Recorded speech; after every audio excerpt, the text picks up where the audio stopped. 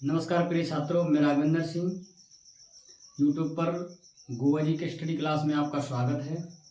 आज हम आपके लिए लेके आए हैं क्लास 12 में फिजिक्स का एक टॉपिक है संधारित्रों की धारिता और इनके संयोजन पर आधारित क्वेश्चन।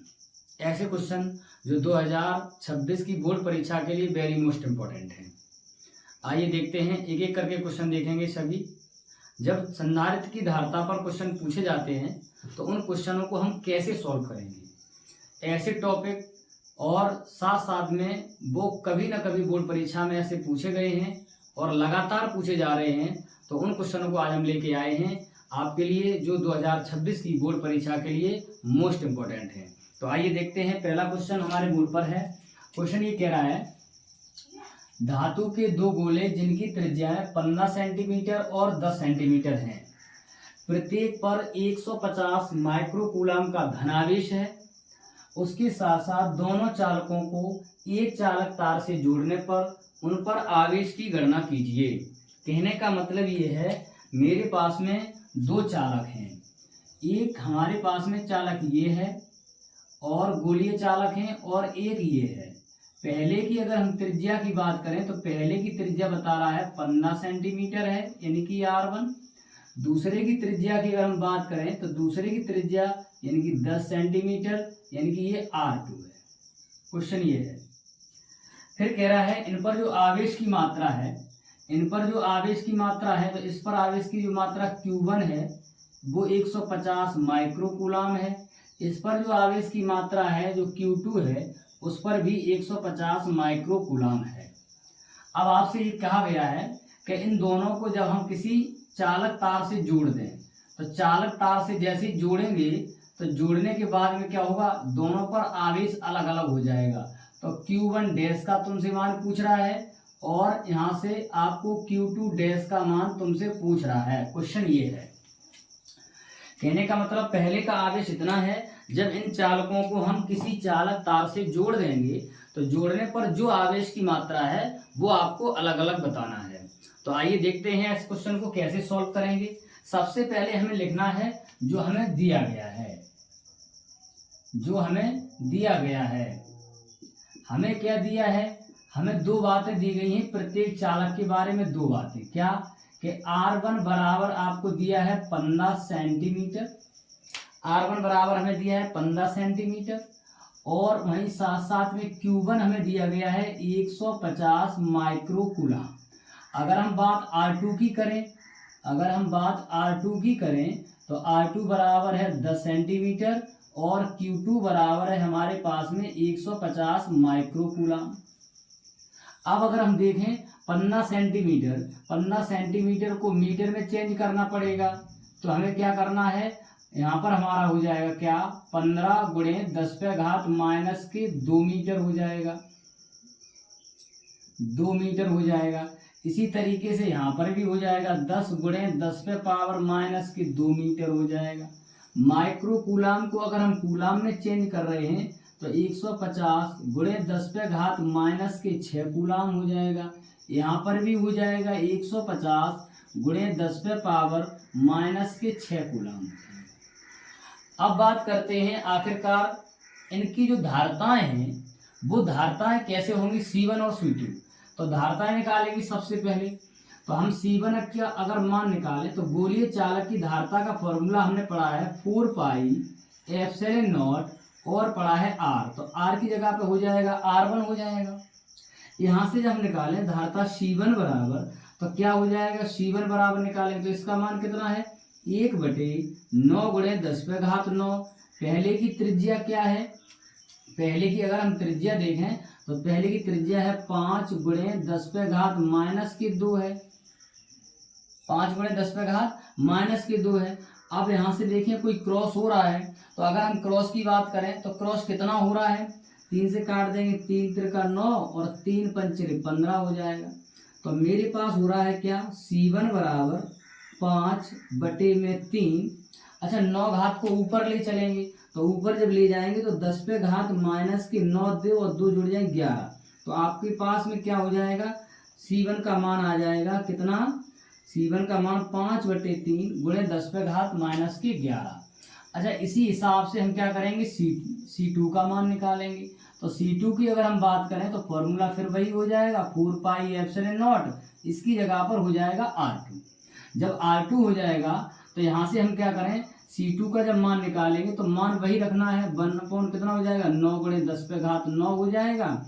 यहाँ R2 का मान है 10 गुणे 10 पे घात -2 है, R2 का मान ये रहा है।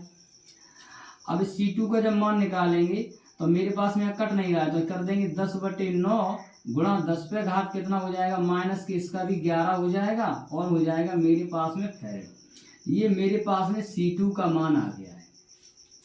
C1 और C2 के मान आ गए हैं। अब हम देखेंगे जब हम चालकों को तार से जोड़ देंगे, जब जोड़ने पर क्या होगा, उनके पास में जो विभव होगा, दोनों का विभव कैसा होगा, बराबर हो जाएगा। उभयनिष्ठ विभव निकालेंगे तो हम लिख सकते हैं उभयनिष्ठ विभव। अब हम उभयनिष्ठ विभव निकालेंगे,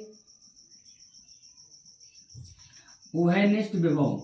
तो उभयनिष्ठ विभव B बराबर, हमने फॉर्मूला पढ़ा था, क्या फॉर्मूला होता है, Q1 प्लस के Q2 अपॉन में पढ़ा है C1 प्लस के C2। जब चालकों को किससे जोड़ा जाता है, तार से जोड़ा जाता है। Q1 Q2 का मान, अच्छा Q1 Q2 का मान ये लिखा है, और हमें धारता, उसके बाद में C1 C2 का मान ये निकाल लिया, इसमें रख देंगे। तो जब हम इसमें रख देंगे तो उभयनिष्ठ विभव B बराबर क्या हो जाएगा, Q1 का मान कितना है, Q1 और Q2 का मान, दोनों का मान सेम है, दोनों का जो मान है वो कैसा है, सेम है। जब सेम है तो कितना हो जाएगा, 150 प्लस कर देंगे 150, और कॉमन आ जाएगी घात कितनी, 10 पे पावर -6। धारता C1 का मान कितना है, C1 का मान है 5/3 गुणा 10 पे घात -11। यहाँ कर देंगे कितना, 10/9 गुणा कर देंगे 10 पे घात -11। ये हमारे पास में क्या हो जाएगी, धारता हो जाएगी। अब हम क्या करेंगे, दोनों का उभयनिष्ठ विभव निकालेंगे। तो ऊपर देख रहे हैं 150 अगर जोड़ रहे हैं तो मेरे पास कितना हो रहा है, 300 गुणा कितना हो जाएगा, यहाँ पर देखेंगे क्या हो रहा है, इन दोनों का 300 गुणे 10 पे घात 6 हो गया मेरे पास में। अब नीचे देखेंगे, यहाँ पर 10 पे घात 11 कॉमन आ रहा है, तो इस 11 को ऊपर लाएंगे तो 11 हो जाएगा मेरे पास में प्लस का। अब नीचे मेरे पास में बचा है 5/3 प्लस के बचा है 10/9। अगर दोनों का एलसीएम ले रहे हैं तो मेरे पास कितना आ जाएगा, 9 आ जाएगा, ये 9 आ जाएगा एलसीएम। ऊपर एक काम करेंगे, 2 घातें और जोड़ देंगे, 13 में से आपकी क्या चली जाएंगी, 13 में से चली जाएंगी 6, तो बचेगा आपके पास में 3 गुणा 10 पे पावर कितना, 7 बचेगा। नीचे एलसीएम 9 आया है आपका, तो 3 तिरका 9 हो जाएगा, 3 तिरका 9, तो 5 दिया हो जाएगा 15, प्लस का यहाँ पर कितना रहेगा, 10 रहेगा, 9 ऊपर चला जाएगा, तो आपका जो B आ जाएगा वो कितना हो जाएगा, 3 गुणा 9 हो जाएगा, और गुणा 10 पे घात है 7 हो जाएगा। नीचे दोनों को जोड़ देंगे तो 25 आ जाएगा।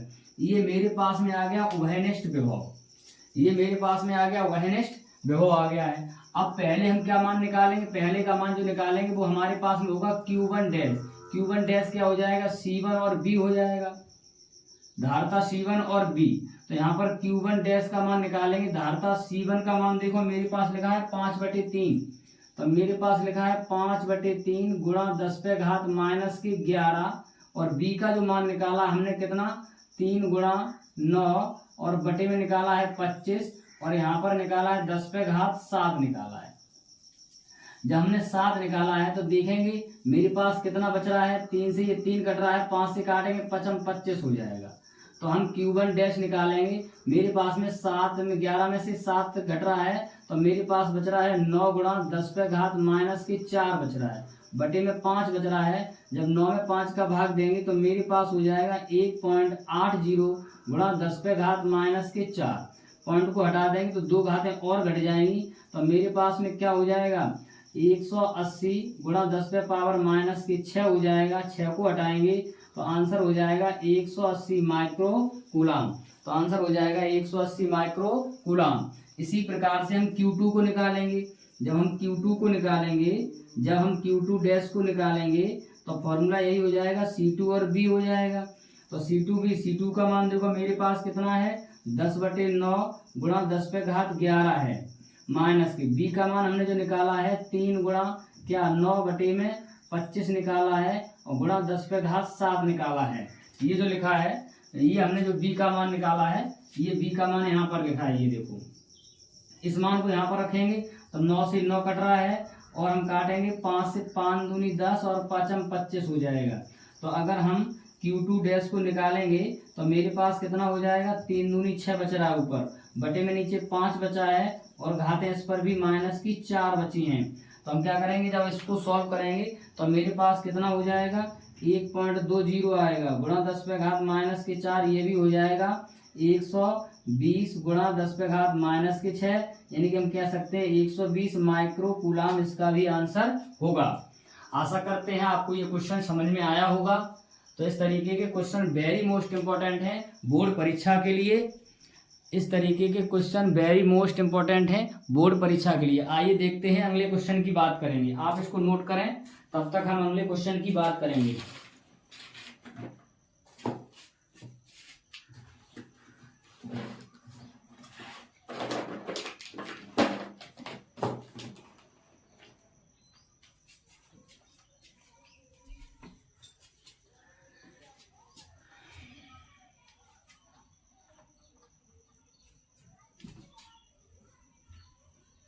अगला क्वेश्चन देखेंगे।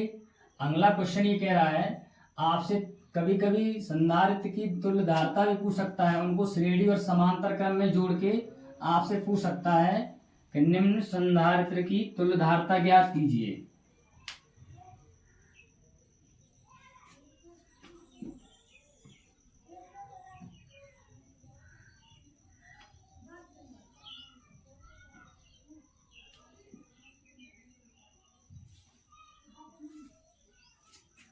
देखेंगे, आपसे क्वेश्चन दिया है, परिपथ में बिंदु ए तथा बी के बीच में तुल्यधारता पूछ रहा है। आपसे कह रहा है परिपथ में ए व बी के बीच तुल्यधारता पूछ रहा है। तुल्यधारता बताओ, ए व बी के बीच में तुल्यधारता बताओ, ये क्वेश्चन है। ए तथा बी के बीच में तुल्यधारता ज्ञात कीजिए। परिपथ क्या है, परिपथ को देखेंगे, इधर बनाएंगे। बिंदु ए आपके पास में ये है, बिंदु ए ये आपके पास में है और यहाँ पर आपसे कह रहा है कि दो आपको संधारित्र जोड़े गए हैं। यहाँ पर इस तरीके से दो संधारित्र आपके पास में ये जोड़े हैं और यहाँ पर जो आपके पास है वो बिंदु बी है, वो बिंदु बी है। उसके साथ साथ में ये कह रहा है एक संधारित्र यहाँ पर जोड़ा गया है और एक संधारित्र यहाँ पर जोड़ा गया है और उनको इस तरीके से यहाँ जोड़ दिया गया है। इसके बीच में भी एक संधारित्र लगाया गया है, इनके बीच में भी एक संधारित्र लगाया गया है। इनकी जो धारता है वो 3 माइक्रोफैरेड, 3 माइक्रोफैरेड, इसकी भी धारता 3 माइक्रोफैरेड, इसकी धारता है 6 माइक्रोफैरेड और इसकी धारता है 6 माइक्रोफैरेड। इसकी जो धारता दी गई है वो 8 माइक्रोफैरेड। ये बिंदु यहाँ पर सी दिया गया है, ये बिंदु सी है और यहाँ पर ये बिंदु डी है।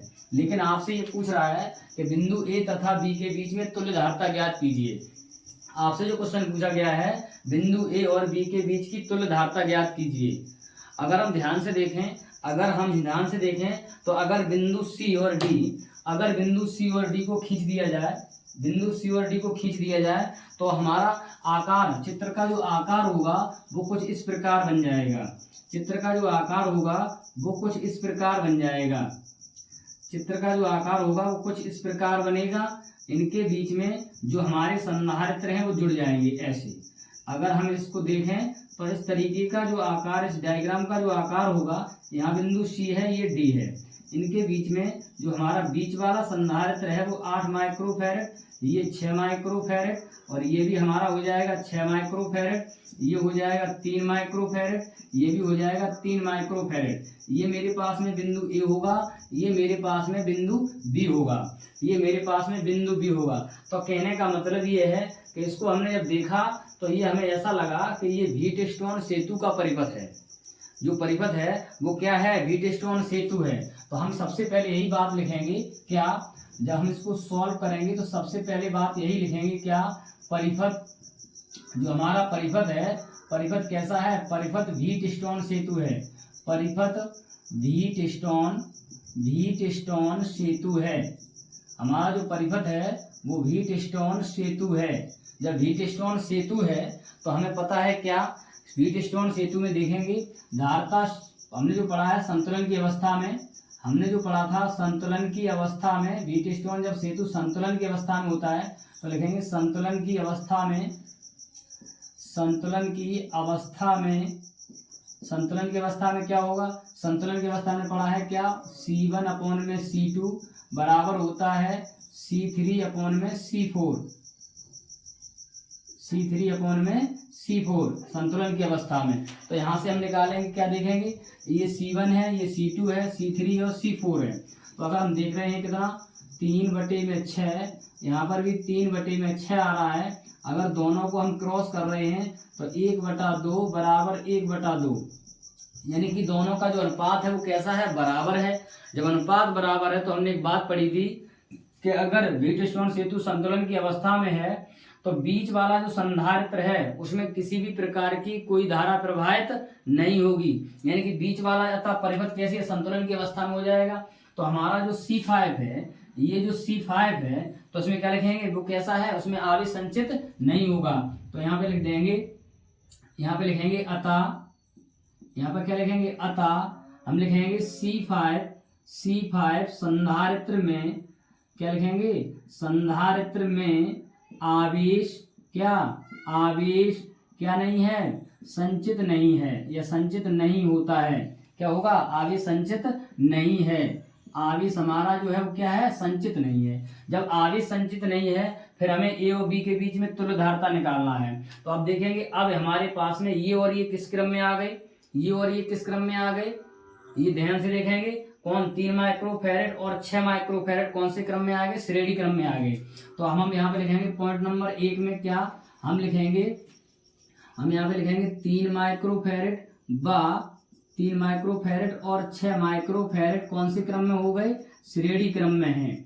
कौन सी क्रम में है, श्रेणी क्रम में है। तो श्रेणी क्रम का जो हमने फॉर्मूला पढ़ा था, क्या पढ़ा है, तुल्य धारता C बराबर क्या हो जाएगा, दोनों का गुणा और दोनों का योगफल, यानी कि 3 × 6 बटे 3 प्लस के 9, 3 प्लस के क्या हो जाएगा 6।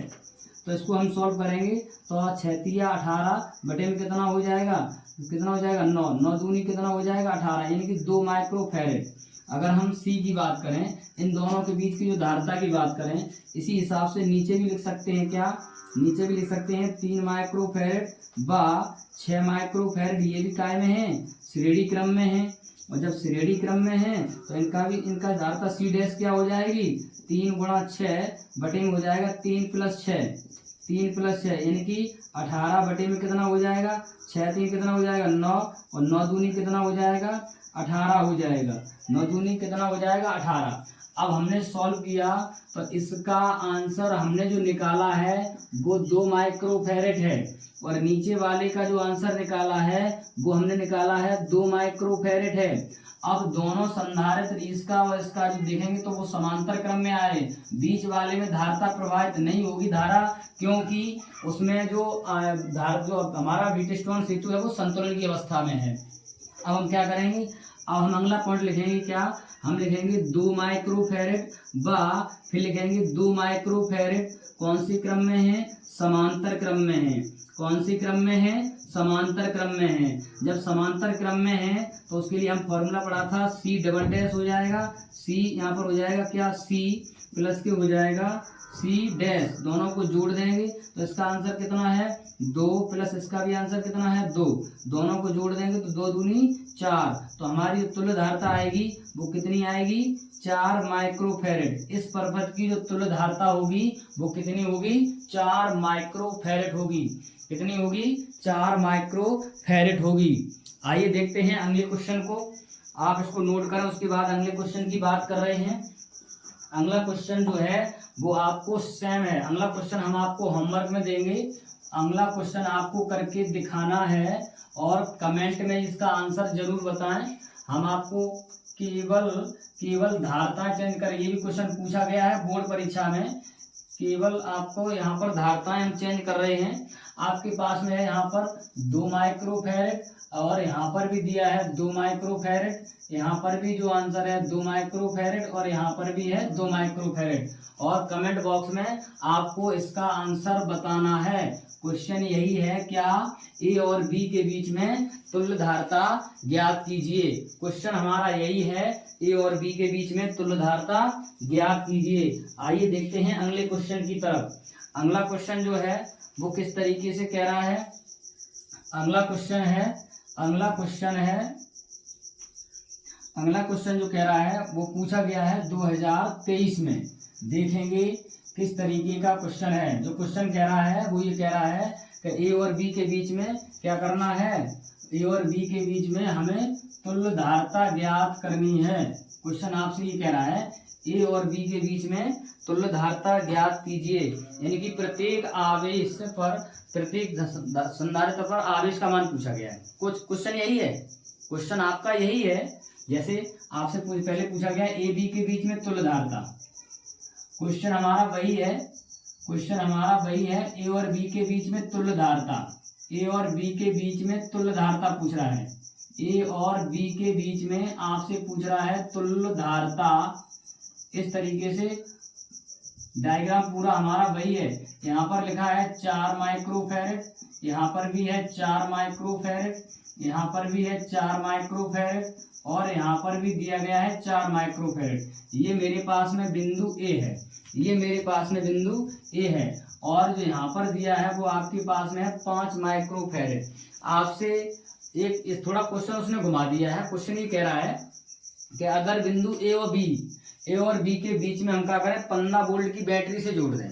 अगर 15 वोल्ट की बैटरी लगा दें तो आपसे कह रहा है तो संधारित्र पर आवेश की मात्रा ज्ञात कीजिए। तो क्वेश्चन आपसे क्या कह रहा है, क्वेश्चन कह रहा है यदि, चित्र दिया है, कह रहा है यदि ए व बी के बीच 15 वोल्ट की बैटरी को लगा दिया जाए तो आपसे पूछ रहा है तो संधारित्र पर, तो कह रहा है संधारित्र पर आवेश की मात्रा ज्ञात कीजिए, यानी कि आवेश की गणना कीजिए। तो संधारित्रों पर आवेश कितना होगा, गणना करो। क्वेश्चन ये है, तो आवेश की गणना करो। क्वेश्चन आपसे ही कह रहा है। अब देखो तरीका वही है, इसको भी, जैसे मान लो बिंदु आपका सी है, ये डी है, तो इसको भी जब हम खींचेंगे, तो क्या होगा, ये भी आपका व्हीटस्टोन परिपथ हो जाएगा। तो हम लिखेंगे, सबसे पहले यही लिखना है कि परिपथ हमारा क्या है, व्हीटस्टोन सेतु है। तो यहाँ पर लिखेंगे क्या, परिपथ हमारा, या लिखेंगे परिपथ क्या है, व्हीटस्टोन सेतु है। परिपथ व्हीटस्टोन कैसा है, सेतु है। परिपथ व्हीटस्टोन सेतु है। जब परिपथ व्हीटस्टोन सेतु है तो सेतु के लिए हम चेक करेंगे वो संतुलन अवस्था में तो नहीं है। तो हम लिख देंगे संतुलन की अवस्था में, हम लिखेंगे संतुलन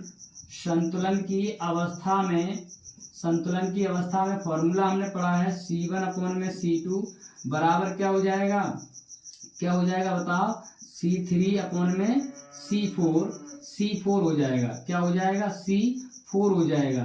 तो यहाँ से हम देखेंगे क्या है, 4/4 है बराबर, यहाँ पर भी 4/4 है। अगर हम काट रहे हैं तो 1:1 यानी कि अनुपात बराबर निकल रहा है। तो इसका मतलब है 5 माइक्रोफैरेड वाले संधारित्र में आवेश संचित नहीं है। तो हम नीचे लिख सकते हैं, यहाँ पर क्या हम लिखेंगे, क्या 5 माइक्रोफैरेड संधारित्र में क्या है, आवेश संचित नहीं है। आवेश क्या है, संचित नहीं है। संचित क्यों नहीं है, क्योंकि इनका जो अनुपात है वो कैसा आया, बराबर आया। जब अनुपात बराबर है तो इसका मतलब व्हीटस्टोन सेतु संतुलन की अवस्था में है। अच्छा, तो फिर क्या करेंगे, तो फिर हम एक काम करेंगे, इनकी तुल्यधारता निकालेंगे। क्या करेंगे, इनकी तुल्यधारता निकालेंगे। देखिए 4 और 4 ये श्रेणी क्रम में है, तो हम क्या लिखेंगे, इनका C निकालेंगे तो क्या हो जाएगा, 4/4 + 4 बराबर हो जाएगा 16/8, यानी कि आंसर आ जाएगा 2 माइक्रोफैरेड। कितना आंसर आ जाएगा 2 माइक्रोफैरेड। नीचे वाले देखेंगे तो सीधे निकालेंगे तो यहाँ पर भी हो जाएगा 4/4/4 + 4 बराबर क्या हो जाएगा 16/8, यानी कि ये भी आंसर आ जाएगा 2 माइक्रोफैरेड। अब ये दोनों काय में हो जाएंगे समांतर क्रम में, तो सी डबल डैश निकालेंगे तो हम लिखेंगे क्या, यहाँ लिखेंगे फिर 2 + 2 हो जाएगा बराबर आंसर आएगा कितना 4 माइक्रोफैरेड। जो तुल्य धारता आपकी निकल के आई है वो क्या है 4 माइक्रोफैरेड है। अब साथ साथ में ये जो धारता कैसी निकली है तुल्य धारता, ये निकली है तुल्य धारता, परिपथ की तुल्य धारता है। और जो विभव है यानी कि कह रहा है कितना 15 वोल्ट की बैटरी से जोड़ दें, 15 वोल्ट की बैटरी से जोड़ दें। तो हम आवेश निकालेंगे, हम आवेश निकालेंगे तो आवेश का फॉर्मूला हमने क्या पढ़ा है Q बराबर CV पढ़ा है, हमने क्या पढ़ा है Q बराबर CV पढ़ा है। आवेश का जो फॉर्मूला पढ़ा है वो Q बराबर क्या होता है CV होता है। जब Q बराबर CV होता है तो हम निकालेंगे क्या Q बराबर क्या C धारता कितनी आई है 4 माइक्रोफैरेड, धारता कितनी है 4 माइक्रोफैरेड। तो यहाँ पर हो जाएगा 4×10⁻⁻⁶, विभव कितना है 15, तो 15 चौक कितना हो जाएगा 60, 15 चौक कितना हो जाएगा 60 हो जाएगा, और 60×10⁻⁶ हो जाएगा। ये आवेश किस पर होगा, ये आवेश किस पर होगा श्रेणी क्रम में जितने भी उन पर होगा। अब श्रेणी क्रम में आवेश कितने हैं, और श्रेणी क्रम में आवेश वो क्या नाम पूरे पर आवेश कितना है 60×10⁻⁶। आपसे पूछा किस पर गया प्रत्येक पर पूछा गया है, किस पर पूछा गया है प्रत्येक पर। तो प्रत्येक के लिए क्या करेंगे 60×10⁻⁶ बटे में कर देंगे 2, तो 2 से काट देंगे तो कितना हो जाएगा 30 दूनी कितना हो जाएगा 60 हो जाएगा, 30×10⁻⁶ हो जाएगा। और आवेश का मात्रक क्या होता है कूलाम होता है, आवेश का मात्रक क्या होता है कूलाम होता है। तो इस तरीके से प्रत्येक पर जो आवेश होगा संधारित्र पर, यानी प्रत्येक संधारित्र पर, यहाँ पर जो पूछा गया है वो प्रत्येक संधारित्र पर पूछा गया है, प्रत्येक संधारित्र पर आवेश की गणना कीजिए। ऐसा क्वेश्चन है, ये भी पूछा गया है एक बार बोर्ड परीक्षा में। तो आशा करते हैं आपको ये क्वेश्चन समझ में आया होगा, आपको ये क्वेश्चन अच्छी तरीके से समझ में आया होगा। अब बात करते हैं अगले क्वेश्चन की, अब बात करते हैं अगले क्वेश्चन की। अगला क्वेश्चन देखेंगे क्या है, अगला क्वेश्चन क्या है, अगला क्वेश्चन ये कह रहा है 8 माइक्रोफैरेड संधारित्र, 8 माइक्रोफैरेड धारता का एक संधारित्र है, एक जो संधारित्र है उसकी धारता 8 माइक्रोफैरेड है, एक संधारित्र है उसकी धारता 8 माइक्रोफैरेड है। और आपसे ये कह रहा है क्या क्वेश्चन ये कह रहा है एक संधारित्र जिसकी धारता 8 माइक्रोफैरेड है और उस पर 20 वोल्ट का विभवांतर है और 20 वोल्ट से बढ़ाकर 30 वोल्ट कर दिया जाए। क्वेश्चन आपका कह रहा है, अगला क्वेश्चन क्या कह रहा है एक संधारित्र, क्वेश्चन कह रहा है एक संधारित्र जिसकी धारता आपको दी गई है, जिसकी धारता है 8 माइक्रोफैरेड है। इसे कह रहा है इसका विभवांतर 20 वोल्ट से बढ़ाकर 20 वोल्ट से बढ़ाकर कितना 20 वोल्ट से बढ़ाकर 30 वोल्ट कर दिया जाए। कितना कर दिया जाए 30 वोल्ट कर दिया जाए 30 वोल्ट कर दिया जाए। तो फिर कह रहा है आपसे क्या 30 वोल्ट कर दिया जाए तो ऊर्जा की वृद्धि की गणना कीजिए। आपसे पूछ रहा है क्या ऊर्जा की वृद्धि की गणना करो, क्वेश्चन आपसे ये कह रहा है वृद्धि की गणना करो, क्वेश्चन ये कह रहा है। मतलब जब इसका जो विभवांतर 20 वोल्ट था, 20 वोल्ट की जगह पर उसे हमने वोल्टेज बढ़ा दिया, वोल्ट विभवांतर कितना 30 वोल्ट कर दिया, तो उसमें जो ऊर्जा की वृद्धि हुई है वो हमें ज्ञात कीजिए। तो आपको ऊर्जा वृद्धि आपको निकालना है ऊर्जा वृद्धि। तो ऊर्जा वृद्धि कहने का मतलब क्या डेल्टा यू निकालना है। तो हम लिखेंगे डेल्टा यू बराबर, तो हम क्या कर देंगे U2 माइनस के कर देंगे U1। तो हम देखेंगे u का फॉर्मूला हमने पढ़ा है क्या, 1/2 cv² पढ़ा है। क्या पढ़ा है, 1/2 cv²। तो धारता c और b1 स्क्वायर, सॉरी यहाँ पर क्या है b विभांतर b2 माइनस हो जाएगा c और b1 पे स्क्वायर। तो यहाँ पर हम बनाएंगे 1/2 c कॉमन ले लेंगे तो हो जाएगा b2 पे स्क्वायर माइनस हो जाएगा b1 पे स्क्वायर। तो यहाँ 1/2 धारता कितनी है 8 माइक्रोफैरेड है और b2 का मान 30 पे वर्ग और b1 का मान हो जाएगा 20 पे वर्ग। तो यहाँ पर हम सॉल्व करेंगे 1/2 यहाँ काट देंगे, 2 से काट देंगे, 2 चौको कितना हो जाएगा 8, 8 गुणा 10 पे पावर -6, 30 का वर्ग हो जाएगा 900 और 2 का 20 का वर्ग हो जाएगा 400। तो 400 और 900 माइनस कर देंगे तो 4 गुणे 10 पे पावर -6, मेरे पास बच जाएगा 500। तो 5 को कितना हो रहा है 20 हो रहा है और 20 पे 2 जीरो आ रही हैं, 10 पे पावर -6 हो जाएगा। अब 3 जीरो से यहाँ 3 घातें हमारी क्या हो जाएगी एडजस्ट हो जाएंगी। तो आंसर हो जाएगा डेल्टा यू बराबर कितना हो जाएगा 2 गुणे 10 पे पावर -3 जूल। जो ऊर्जा की वृद्धि हुई है, जो ऊर्जा की वृद्धि हुई है वो कितनी है 2 गुणे 10 पे पावर -3 जूल है। कितनी है 2 गुणे 10 पे पावर -3 जूल है। आशा करते हैं आपको ये सारे क्वेश्चन समझ में आए होंगे। तो इस तरीके की वीडियो पाने के लिए हमारे गोगा जी स्टडी क्लास को सब्सक्राइब करें तथा वीडियो को ज़्यादा से ज़्यादा शेयर करें, और जिससे हम आपको लिए ऐसे और भी अच्छे क्वेश्चन 2026 की बोर्ड परीक्षा के लिए ला सकें। तब तक के लिए जय हिंद, धन्यवाद। और प्रत्येक दिन शाम को 7 बजे हमारा YouTube चैनल जो है गोगा जी स्टडी क्लास, उस पर हम लाइव आते हैं। तो आप हमसे ज़रूर जुड़ें ऐसे क्वेश्चन पाने के लिए और देखने के लिए। तब तक के लिए जय हिंद, धन्यवाद।